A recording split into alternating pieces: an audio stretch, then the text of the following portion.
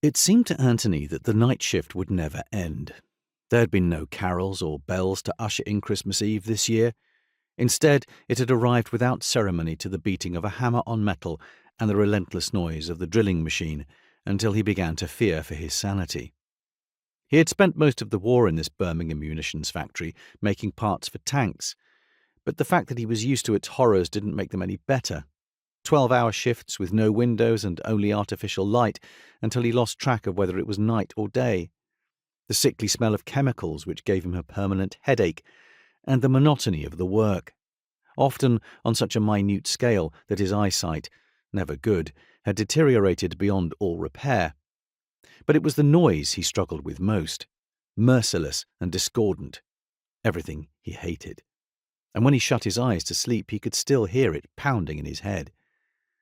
If someone ever asked him what he dreamed of from an end to the war, it wouldn't be safety or even freedom. It would be silence.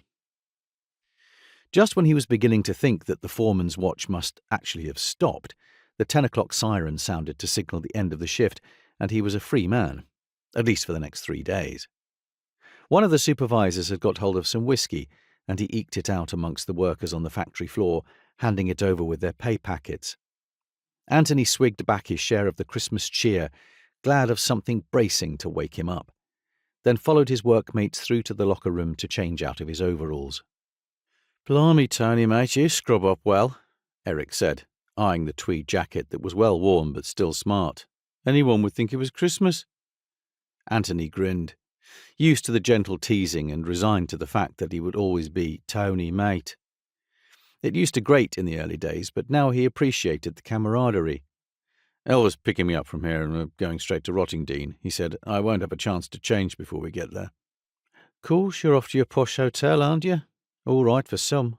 How on earth did you wangle it?" "Special invitation from the manager. We used to go there a lot before the war. To work, I mean. Never as guests.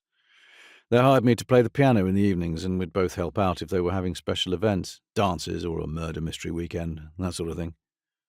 "Nice work if you can get it," Frank said. "It was a good life," Anthony admitted, half apologetic for having ever had fun when there was very little now to smile about. "And back then it really was a posh hotel. Lots of famous people stayed there. It was very popular. But I doubt we'll even recognize the place now. Half of it's been requisitioned and the rest is just about to be. This is supposed to be one last hurrah before it all disappears. And we're the entertainment. I hope I haven't lost my touch." He glanced down at his hands, once his pride and joy, but now covered in oil sores and pitted with sharp metal splinters. Elva always joked that she had fallen in love with him for his pianist's fingers. "Yeah, it won't be like the old days, though, will it?" he said ruefully. "Nothing ever is."